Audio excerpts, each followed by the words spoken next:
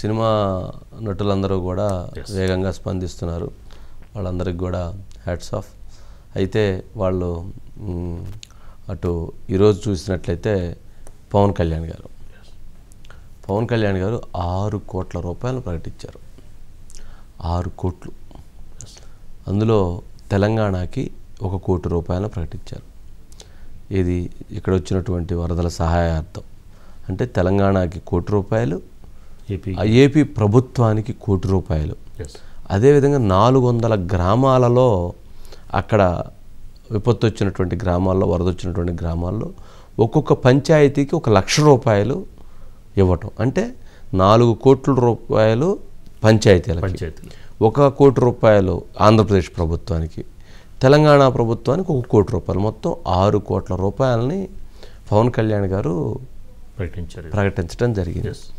And ఇది ఒకటి. అంటే జనరల్గా చెప్పటం కాదు, చేసి చూపించడం అనే దానికి ఆయన ఒక కోణం. అంటే పవన్ ఫ్యాన్స్, జన సైనికులు, వీర మహిళలు ఎందుకు అంతటి ఎఫెక్షనేట్ తోటి ఉంటారు అని అంటే, అలాంటి దృక్పథం, అటువంటి ఆలోచన, అటువంటి బాధ్యత, అటువంటి సామాజిక స్పృహ, సహాయం చేసేటువంటి దృక్పథం అది పవన్ కళ్యాణ్ గారికి ఉంటుంది.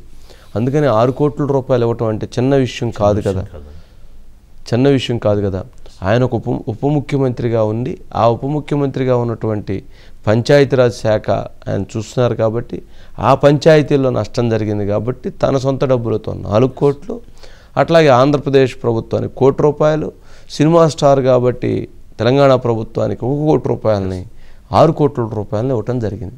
మరి 6 కోట్ల రూపాయలు పవన్ కళ్యాణ్ గారి ఆస్తి, జగన్మోహన్ రెడ్డి గారి ఆస్తి చూస్తే, జగన్మోహన్ రెడ్డి గారి ఆస్తిలో 10% ఉండదు. పవన్ కళ్యాణ్ గారి ఆస్తి 10% కూడా కాదు, ఇంకా తక్కువ ఉంటుంది. ఎందుకంటే ఆయన వచ్చిన మొత్తం ఇట్లా తగలేసుకుంటా పోతుంటారు. ఎవరికొరు తగలేయటం మీన్స్ అంటే ఏదో ఒక వాటికి డొనేషన్సో, లేకపోతే ఇంకొకటో, లేకపోతే ఎవరైనా అడిగారనో, లేకపోతే ఇంకెవరికి చెప్పరు. కానీ చాలామందికి సహాయం ఎవరికి చెప్పకుండా చేస్తుంటారు.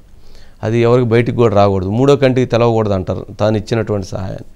మరి అలాగా చేస్తుంటారు. మరి జగన్మోహన్ రెడ్డి గారి ఆస్తి ఎంతండి?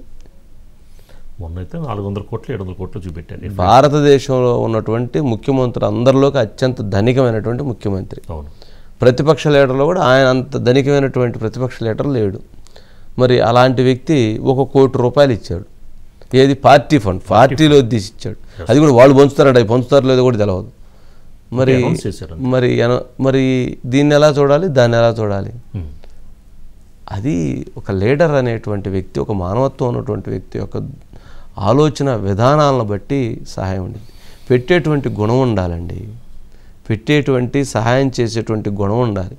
మనం ఎంతైతే ఇలాంటి కష్టాల్లో ఇలాంటి సహాయాలు మనం చేస్తామో మనకు అంతటి సహకారం భగవంతుడు కల్పిస్తాడు. అది అర్థం చేసుకోవాలి. మరి ఎవరికి గుణం ఉంది, ఎవరికి గుణం లేదు అనే దాన్ని మనం మాట్లాడలేం. కానీ బట్ అది వాళ్ళ పవన్ కళ్యాణ్ గారు చేసినటువంటి సహాయం. అట్లాగే ఎవరైతే ప్రభాస్ హీరో గారు 1 కోటి రూపాయలు ఆంధ్రప్రదేశ్కి, 1 కోటి రూపాయలు తెలంగాణకి ఆయన కూడా సహాయం అందించారు.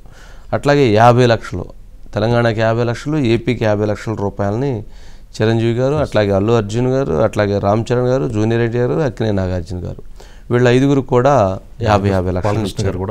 బాలకృష్ణ గారు కూడా 50 లక్షలు బాలకృష్ణ గారు కూడా ఇచ్చారు. అట్లాగే ఏపీకి, తెలంగాణకి 25 లక్షల రూపాయల దగ్గరగా త్రివిక్రమ్ గారు దర్శకులు, అట్లాగే నిర్మాత రాధాకృష్ణ గారు, నాగవంశీ వాళ్ళు కూడా 25 లక్షల రూపాయలు ఇచ్చారు. సిద్ధు జొన్నలగడ్డ ఏపీకి 15 లక్షలు, తెలంగాణకు 15 లక్షలు ఇచ్చారు. విశ్వక్సేను వాళ్ళకు 5 లక్షలు, వీళ్ళకు 5 లక్షలు ఏపీకి, తెలంగాణకి ఇచ్చారు. అలాగే దర్శకుడు వెంకీ అట్లూరి, అశ్వనీ దత్ గారు కూడా 25 లక్షలు ఇచ్చినట్టున్నారు. ఇక అలీ చెరు 3 లక్షల రూపాయలు ఇచ్చారు. ఇట్లాగా చాలామంది దాతలు ఇప్పుడు ఏదైతే ఆంధ్రప్రదేశ్ ప్రభుత్వం పిలిపించింది, ఏమని ప్రభుత్వానికి సహాయాన్ని అందించండి అని చెప్పని పిలిపించిన దానిపైన పిలుపు చేసుకొని చాలామంది డొనేట్ చేస్తూ వస్తున్నారు. మరి భారీగా చాలామంది విరాళాలు ఇస్తున్నారు. ఒక్కొక్క రకంగా ఇస్తున్నారు. హెరిటేజ్ భువనేశ్వర్ గారు ఆంధ్రప్రదేశ్కి 1 కోటి రూపాయలు, తెలంగాణకు ₹1,00,00,000 ఇచ్చారు. ఇంతకుముందే సుక్కు తేజ గారి సుక్కు ఎగ్ ఫార్మ్స్ ఉంటాయి, వాళ్ళు 1,00,000 కోడిగుడ్లని సప్లై చేస్తున్నారు. అట్లాగే ఒక్కొక్కరు ఒక్కొక్క వేమిరెడ్డి గారు కూడా ₹1,00,00,000, వేమిరెడ్డి ప్రభాకర్ రెడ్డి గారు 1 crore ఇచ్చారు. మరి చూడండి, మరి అలాగా చాలామంది ఎవరు దాంట్లో వాళ్ళు ఇది చేస్తున్నారు. నిజంగా హ్యాట్స్ ఆఫ్. అంటే కష్టంలో ఉన్నప్పుడు ఆదుకోవటమే కదండి, కష్టంలో ఉన్నప్పుడు మాటలు చెప్పడంతో సరిపోదు కదా. మరి ఇప్పుడు కష్టంలో ఉన్నారు కాబట్టి ఆదుకునే దాంట్లో వాళ్ళంతా వాళ్ళు భాగస్వామ్యం అవటం అనేటువంటిది గొప్ప విషయంగా చూడాలి. ఓం గారు గుడ్ ఈవినింగ్ అండి. మొత్తానికి ఇండస్ట్రీ కదులుతుంది, ఇండస్ట్రీ స్పందిస్తుంది, ఇండస్ట్రీ మేము సైతం అంటూ భాగస్వామ్యం అవుతూ ఉన్నారు. సార్, ఇది రామారావు గారు నాగేశ్వరరావు నుంచి వచ్చిన ఒక గొప్ప గుణం అండి. 1952లోనే రాయలసీమ క్షామం వచ్చినప్పుడు మొదలైనటువంటి, అంటే సమాజానికి మనం కూడా ఏదో ఒకటి తిరిగి ఇవ్వాలి, సమాజం నుంచి తీసుకోవడమే కదా, అంటే ప్రజలు ప్రేక్షకుల అభిమానాన్ని మనం తీసుకోవడమే కాకుండా మన వంతుగా కూడా మనం ఏదో ఒక సహాయం చేయాలి, అంటే మనము చేయడంతో పాటు ప్రజలను కూడా చైతన్యపరిచి, అంటే మిగిలిన ప్రాంతాల వాళ్ళ దగ్గరికి వెళ్ళి జోలె పట్టి పైసా తీసుకొని అది ప్రభుత్వాలకి అలాగే ఆ పనులకి అందించినటువంటి గొప్ప సహృదయం ఉన్నవాళ్ళు రామారావు నాగేశ్వరరావు గారు అండి. అప్పుడు 52లో మొదలైనటువంటి అది ఏదైతే ఒక మంచి పందా ఉందో, 72 సంవత్సరాలు గడిచినా కానీ ఇప్పటికీ ఈ తరం హీరోలు కూడా అనుసరించడం అన్నది ఆనందాన్ని కలిగించే విషయం అండి. ఎందుకంటే ఇప్పుడు రామారావు తర్వాత తరంలో చూసుకున్నటువంటి చిరంజీవి గారు, బాలకృష్ణ గారు వీళ్ళు ఎలా అయితే ఉన్నారో, ఆ తర్వాత వచ్చినటువంటి మహేష్ బాబు కూడా నేను ₹1,00,00,000 ఇస్తున్నట్టుగా ఆయన ప్రకటించారండి. అలాగే ప్రభాస్, ఇంకా మీరు ఇందాడ చెప్పినట్టుగా ఆ తర్వాత జనరేషన్ చెందిన వాళ్ళు అండి, విశ్వక్సేన్ కావచ్చు, లేకపోతే వెంకీ అట్లూరి కావచ్చు, ఈ చిన్న హీరోలు ఇప్పుడిప్పుడే నిలబడుతున్న వాళ్ళు కూడాను వాళ్ళ వంతుగా సాయం అందించారు, సిద్ధు జొన్నలగడ్డ. కానీ ఇక్కడ ఒక బాధాకరమైన విషయం ఏంటంటే వంశీ గారు, సరే స్టార్ హీరోలు, చిన్న హీరోలు, అప్కమింగ్ హీరోలు వీళ్ళందరూ స్పందించారు, హీరోయిన్లు ఎవరు అసలు ఒక్క మాట కూడా మాట్లాడటం లేదు ఏమిటి అన్నది ఇవాళ ప్రధానంగా చర్చ జరుగుతుందండి. ఎందుకంటే సమంత కావచ్చు, సమంత కావచ్చు, లేకపోతే నిజం సార్, ఎందుకంటే వాళ్ళు ఒక్కొక్కరు తక్కువ రెమ్యునరేషన్ తీసుకోరండి, ₹1,00,00,000 పైగా తీసుకునే వాళ్ళు ఉన్నారు. ఏమిటి అంటే మీరు కేవలం తెలుగులో తీరు కదండి, ఇది తమిళంలో తీస్తారు, లేకపోతే హిందీలో డబ్ చేస్తారు. కాబట్టి ఈ రకంగా రెమ్యునరేషన్ పరంగా ఎలాంటి నిస్సంకోచంగా రెమ్యునరేషన్ కోట్ల స్థాయిలో తీసుకునే హీరోయిన్లు 2 తెలుగు రాష్ట్రాల్లో ఇంత వరద బీభత్సంలో లక్షలాది మంది ఇబ్బంది పడుతుంటే కనీసం సానుభూతి వాక్యాలు చెప్పడము ఏముందండి, ఒక ట్విట్టర్లో వాళ్ళకి మా సానుభూతి తెలియజేస్తున్నాం, ట్విట్టర్లో మెసేజ్ కూడా పెట్టలేదండి, అది విచిత్రం.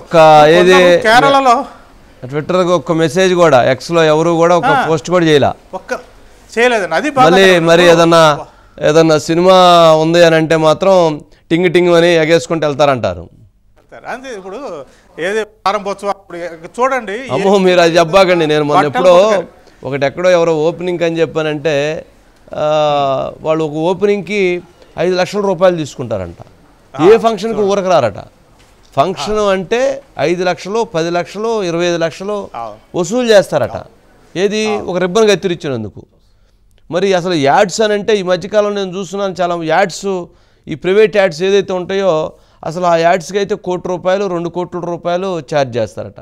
ఇక ఇదే పని ఇకనా డబ్బే. ఆ పక్కన ఎవరో ఉంటారు టఫాయ్ బ్యాచ్, ఏమంటారండి వాళ్ళని ఏదో అంటారు కదా, ఏదో వాళ్ళు ఉంటారు, వాళ్ళకి ఇదే పని అనమాట, డబ్బే. మామూలుగా వాళ్ళకి అసలు ఆ డబ్బు పిచ్చి ఉందో లేదో కానీ వీళ్ళైతే ఆమెను పూర్తిగా డబ్బు పిచ్చిలోకి తీసుకెళ్ళిపోయేటువంటి పరిస్థితి తీసుకెళ్ళిపోయేటువంటి పరిస్థితి ఏర్పడుతుంది. మరి ఇట్లాంటి సందర్భంలో అదేనండి మనిషికి మనం వెళ్ళే రూట్ని బట్టే ఇవన్నీ ఉంటాయని అనుకోవాలి. సరే ఒకరి గురించి మనం కామెంట్ చేయటం, పవన్ కళ్యాణ్ గురించి అండి ఇందాడే నేను ఒకసారి చూశాను, ఆయన ఇస్తున్న విరాళాలను చూస్తుంటే ఏదో టంగుటూరి ప్రకాశం పంతులు గారే గుర్తొస్తున్నారు. చేసి ఆంధ్ర రాష్ట్రానికి సీఎంగా చేసిన ఆయన ఆ తర్వాత చూసుకుంటే ఆయనకంటూ ₹1 లేదు, చాలా ఇబ్బందులు పడ్డారు. అలా పవన్ కళ్యాణ్ కూడా ఆయన ఉదారవాదంతో కానీ మంచితనంతో కానీ ఉన్నదంతా ప్రజలకి ఇచ్చేస్తారా అని ఒక భయం వేస్తుంది, మాకు ఆవేదన కలుగుతుంది అంటే ఒకళ్ళు పెట్టారండి. నిజంగా నిన్న ₹1,00,00,000 ఇచ్చిన ఆయన ఈ రోజు వెంటనే ఇది సరిపోదేమో, నాకు వస్తున్న రిపోర్ట్లు చూస్తుంటే, పంచాయతీల్లో ఉన్న పరిస్థితులు చూస్తుంటే, నేను ఇచ్చేది పంచాయతీకి ₹1,00,000 కావచ్చు, కానీ అది ఇందాక మీరు మాట చెప్పారండి, అంటే తర్వాత ఇచ్చే అంటువ్యాధులు ఇలాంటి ప్రబలకుండా తీసుకోవాల్సిన జాగ్రత్తలు ఉంటాయండి. కాబట్టి పారిశుధ్యానికన్నా నేను ఇచ్చే ₹1,00,000 ఉపయోగపడతాయేమో, కాబట్టి నేను ఆ దిశగా ఆలోచించి ఈ 400 పంచాయతీలకి ఇవ్వాలనుకుంటున్నాను అని ఆయన చెప్పడము, దానికి ముందుకు రావడము, అంటే మెగా ఫ్యామిలీ అని ఏదో పేరు మెగా ఉంది కానీ ఏమీ లేదు అని కాకుండా ఇటు చిరంజీవి కావచ్చు, రామ్ చరణ్ కావచ్చు, అలాగే పవన్ కళ్యాణ్ కావచ్చు, వీళ్ళందరూ కూడా దాదాపుగా 6, 7, 8 కోట్లు ఇక్కడే అయిందండి. ఇంకా మిగిలిన హీరోలు కూడా ఉన్నారు. సరే అల్లు అర్జున్ మెగానా కాదన్నది పక్కన పెడితే ఆయన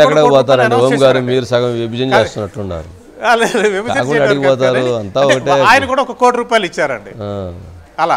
కాబట్టి వాళ్ళ ఉదారతను చాటుకున్నారు. అయితే సినిమా రంగానికి చెందిన వాళ్ళు ఇంకా ఇవ్వాల్సింది కూడా ఉందంటే ఖచ్చితంగా ఇస్తారండి. ఇప్పుడు మోహన్ బాబు ఫ్యామిలీ కావచ్చు, సురేష్ బాబు గారు కావచ్చు, వీళ్ళందరూ కూడాను చాలా కీలకమైనటువంటి స్థానాల్లో ఉన్నారు. కాబట్టి ఏదైనా కానీ హీరోయిన్ల చేత కనీసం డబ్బులు ఇవ్వలేకపోయినా పర్వాలేదు కానీ, ఎందుకంటే వాళ్ళని ఎక్కువగా అభిమానిస్తుంటారు. వాళ్ళు చేసేటువంటి ఆ బ్రాండ్స్ ఏదైతే ఉందో, ఆ చీరలో లేకపోతే ఆ నగలో లేకపోతే వాళ్ళు ఏదో బ్రాండ్లు చేస్తుంటారు. ఓహో వీళ్ళు చేశారంటే అద్భుతం అని చెప్పని అనుకొని వాటిని కొంటూ ఉంటారు ప్రజలు.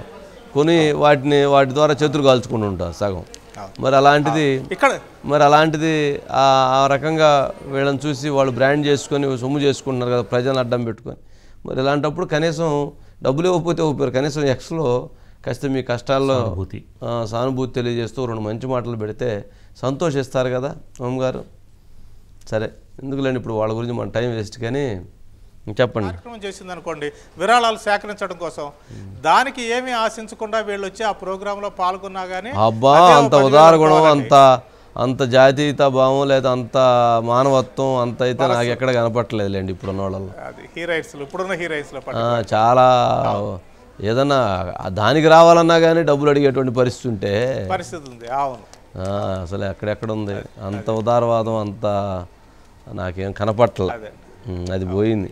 400 పంచాయతీలు అనుకుంటే నేను ఒక్కొక్క పంచాయతీకి వ్యక్తిగతంగా నా తరపు నుంచి 1 లక్ష రూపాయలు డైరెక్ట్ పంచాయతీకి వెళ్ళేలాగా ఎలాగ ఉండాలి అనేది అనుకుంటున్నాను. మన సోదర రాష్ట్రం అయిన తెలంగాణకు కూడా నేను 1 కోటి రూపాయలు నిధిని నేను విరాళంగా ప్రకటిస్తున్నాను. గౌరవ ముఖ్యమంత్రి శ్రీ రేవంత్ రెడ్డి గారికి నేనే స్వయంగా అందజేస్తాను. దాదాపు 400 పంచాయతీలు.